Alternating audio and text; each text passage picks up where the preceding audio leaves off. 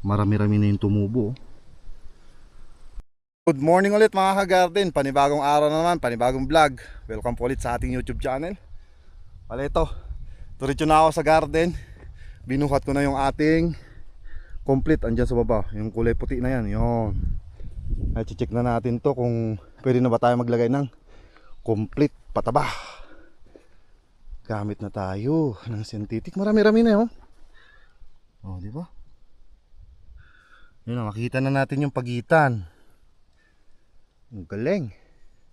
Tagal din natin hinintay ito. Mga nasa na ata 15 days. Mag-umpisa na nagtanim tayo. Ayan na. Meron na, nagsisilabasan na yung tubo niya. Ito yung iba. Ito talaga yung nagsisilabasan. Ayan, palabas pa lang. Yun o. Malalaki na nga yung iba eh. Ayan. Bali ito yung nauna po natin tinanim. Dito sa pangalawa meron na rin. Pare-parehas na lahat. Uy, lamig. Nakaka-presko ng katawan yung hangin. Sakto-sakto. Nagpawisan ako nagbuhat nung complete natin. Bali, kinuha ko doon sa Makbas. Doon sa may kargahan dyan, sa kabilang bundok na dyan.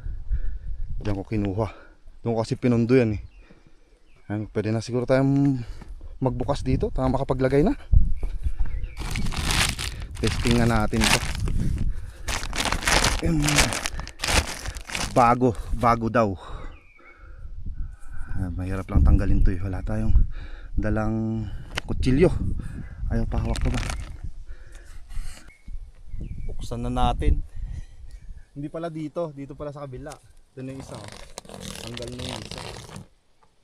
Oh. Tingnan nga natin kung anong laman nito. Maganda raw to, sabi nila. May mga gumamit daw na taga dito. Ayos naman daw. Tsaka yun nga, yung tinatanong ko sa kanila kung mabilis bang matunaw or matagal matunaw. May nagsabing mabilis matunaw, may nagsabi rin na matagal matunaw. Kaya titesting natin. Lalagay na rin tayo, kasakto-sakto din lang. Nagsisilabasan na yung pananim po natin patatas. Tsaka timing lahat ba. Ngayon kasi tag-araw, kulang yung patubig natin dito. Konti na rin yung tubig dyan sa sapa. Kaya agahan na natin maglagay. Ganon din yung technique. Pag alam natin na tag-ulan, hintayin natin na parang medyo mahaba na yung pananim po natin patatas, mga ganyan, pwede na tayo maglagay din.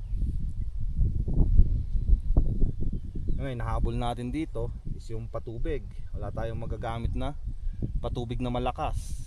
Hindi pa natin alam kung aabot yung patubig natin na yan hanggang June ay hanggang ano na lang, or kahit mga Mayo ganun, or April. Sana nga medyo pagbigyan sana tumulan, maganda rin para magkalaman ng tubig yung ating sapa dyan. Konti na lang. Nakikihati kasi yung tadpole, yung bayok. At dito mahirap. Dito sa kabila dali lang kanina. Na natin baka kabilaan yung ginawa nilang pag dito. Pagtali. Wala iba. Pagtatanggal lang tali matagal pa Ayun. Steam pala kanina. King Harvest. Calcium 25%. Merong nitrogen, phosphorus, potassium, and microelements. Yun yung lalagay natin pataba. Kadalasang ginagamit namin dito is Atlas Triple 14. Ganito pala style niya parang patuka. Malalaki na kulay brown. Mas malalaki dun sa complete na Triple 14 tsaka Yara. Pero medyo may durug-durug din na iba. Ganun pala style nito. Yun. Ito muna natin para makita natin. Yan siya.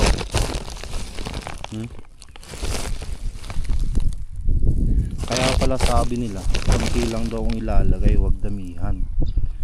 May mga durug-durug oh. May mga pino. Parang style abono, chicken lang ba? Madikit lang sa kamay. Kaya yan, magsasali na rin tayo. Umpisa tayo dun sa taas.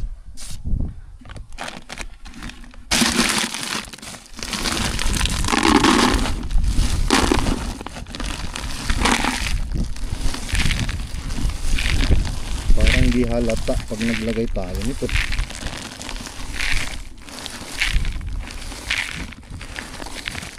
Ang liit-liit na sako, 50 kilos. Bagay, testing lang din naman mga ka-garden.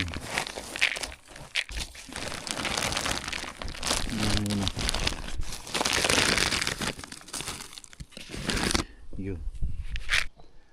At least dito marami-raming tumubo sa una.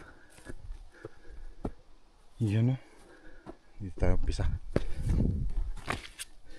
Ganito lang naman paglagay natin dyan. Sa kukunti lang. Napapansin nyo ba? Kita ba mga garden? Nilagay natin yan oh. Litop. Ayun, kita na yung paglalagyan.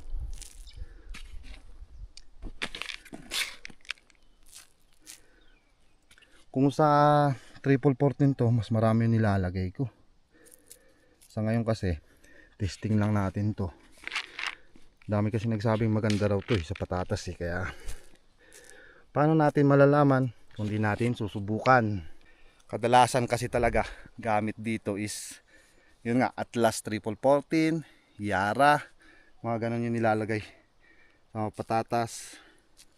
Kung may budget ka, sa Yara, Harvester, mga ganun, basta triple 14, triple 14. Pero tayo, ito nga, testing natin to. Wala naman mawawala subukan din naman natin. Malay natin, maganda pala epekto. Yung mga gumamit kasi dito, yun nga medyo, yung pananim nila is mayabong na mga nasa hindi naman 1 month, nasa mga 2 months na yung pananim nila. Pero wala pa yung nag-harvest talaga na ito yung ginamit nila kasi bago lang mga may 3 months nata na pinakilala itong King Harvester dito sa amin. Tsaka yun, medyo mura kasi kaya medyo tinangkilik ng ibang mga farmer. Siyempre hindi tayo papahuli, try din natin. Yung tulad nga ng sabi ko, walang mawawala kung hindi natin susubukan. Importante, naglagay din tayo ng complete. Yan din naman yung importante nun. Sa malay natin, maganda yung epekto sa patatas kasi yun nga, may potassium siya, calcium para sa mga stem, tsaka yung potassium para tumulong sa bunga, tsaka ano pa yun, may phosphorus, nitrogen sa dahon, nitrogen, yung phosphorus doon din sa stem din, ganun. So marami siyang benefits, kaya naengganyo din ako mga ka-garden. Tulad ba, syempre mahirap din pahuli. Yan, bilisan na natin maglagay. Yung dito, wala pang lumalabas dyan, no? Tingnan natin. Baka pumpisa na rin. Ayun, no? Pumpisa na rin, no? Uy, tas maganda. Effective din yung in-spray natin. Wala na yung mga uod. Kaya, di maganda. Sa pagitan lang naman natin lalagay. Yung sa iba, ginagawa nila, dito buo. Pero yun nga, konti lang yung laman ng 50 kilos Bali 2 sako lang naman yung yung binili ko din. Yung isa gagamitin natin sa carrot. Buti na lang pala 2 binili ko. May sa carrot, may sa patatas. So yun, tingnan lang natin at hindi po may lagay dito sa may puno. Kung hindi, ano yan, sunog. Masusunog yung tubo ng patatas natin sa pagitan lang. Ay, buti na lang may guide tayo dito. Kasi dito tayo maglalagay. Yan yung tubo. Dito wala pa. Saan na nga eh? Mahirap makita. Mahirap kasi dukot. Ayun, tignan nyo. Nabali ko nga.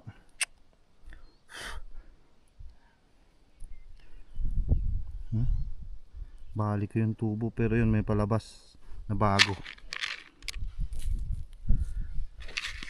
Sabi ko nga hindi ko sana sasampulan eh. Sasampulan. Estimate na yung gagawin natin. Pag nakita natin may tumubo, mas alam natin na pagitan, doon na lang. Yan, ganyan. Sa isang span lang na to, wala pa yun. Wala pa dito. Ubos na yung ating isang balde. Bali 2, 4, 6, 8, 10, 12, 12 na plat yung nalagyan. Sa bagay, hindi naman puno itong isang balde natin kanina. Punuin na natin, salin ulit tayo doon. Yun, tapos may konting naiwan sa pangalawang balde natin. Dito naman tayo sa maliliit. Bali ginawa ko pala doon kaya mabilis.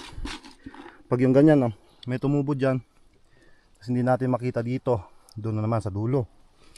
Ginawa ko ganyan na lang, binuhos ko na lang. Yan, ganyan. Mas mabilis tsaka medyo tipid konti. Kaysa naman hanapin natin kung saan yung pinagtamnan, takaw oras, kaya ganun na lang. Pero pag yung makita natin yung may pagitan na, gigitna na natin yung lagay. Ganun.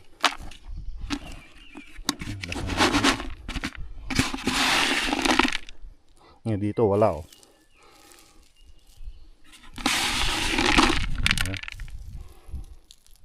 Niwasan ko yung may tubong isa doon. O, itapos. Ayun na lang, konti na lang. Ganyan lang. Pipil ulit.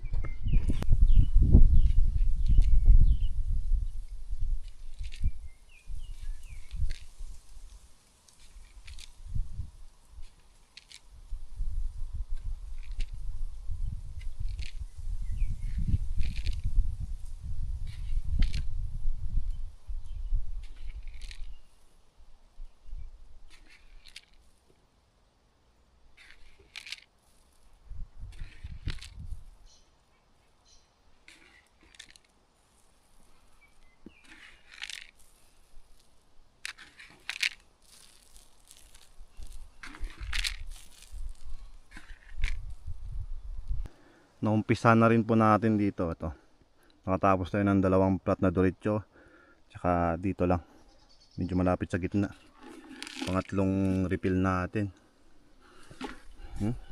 Kalahati na lang oh. Pero hanggang dito lang naman yung kanina doon.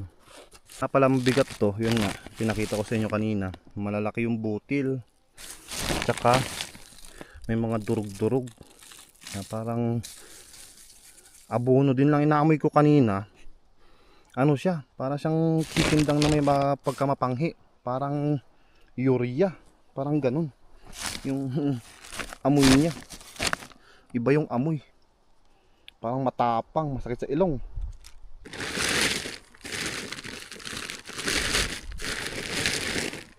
Nahulog pa, sayang. Pang-4 na refill. Last plat na dito sa malawak natin. Naglagay ulit ako. Hindi ko na masyadong pinupuno, mabigat eh. Yan, ganyan. Para double kasi ito eh. Meron dito, meron doon. Yan oh. Kaya medyo damihan natin dito. Palipat na tayo dito sa baba. Yan, dyan oh. Tapos ito pala yung iwan natin na complete. Medyo kakasya yan kasi meron pang laman to eh. Iubos muna natin dito, tsaka natin ibaba yung mga gamit. Yan, dito naman tayo sa double. Yan.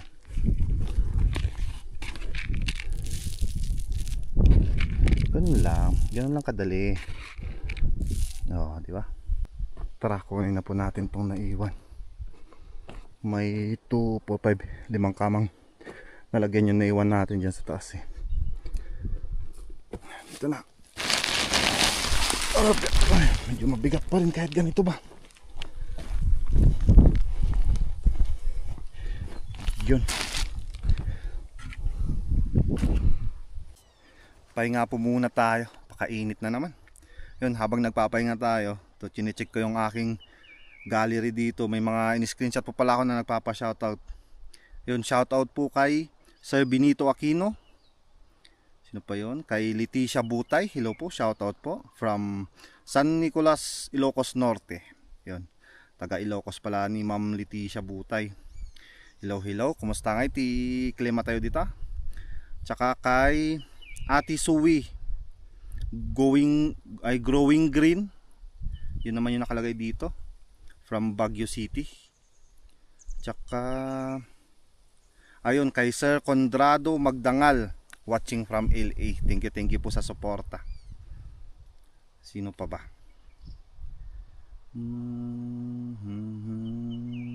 Ayun, kay Adel Landicho. Hello, shoutout po sa inyo. Ayun, shoutout din po kay Ma'am CJ Abudiles.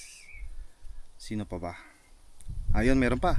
Si Tats Adventure. Hello po, shoutout po sa inyo. Pagpasensyahan nyo na po kung medyo malangaw dito sa pinagpwestuhan ko. Alam nyo naman na sa tabing garden tayo. Yan oh. May mga ipot ng manok tayong nilagay na pataba dyan sa patatas natin.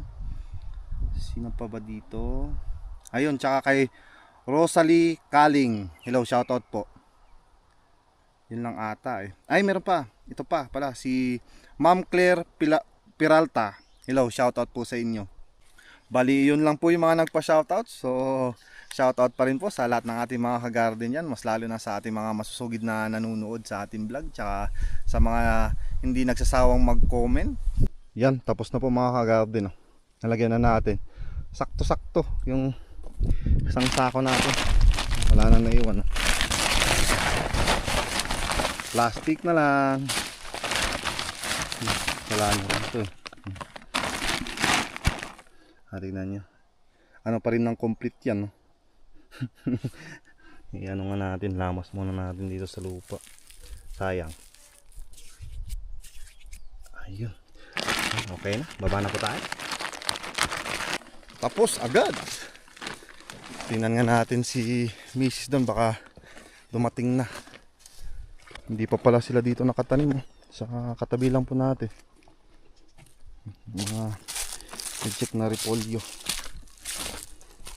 Wala na, naging pataba na dito sa gilid.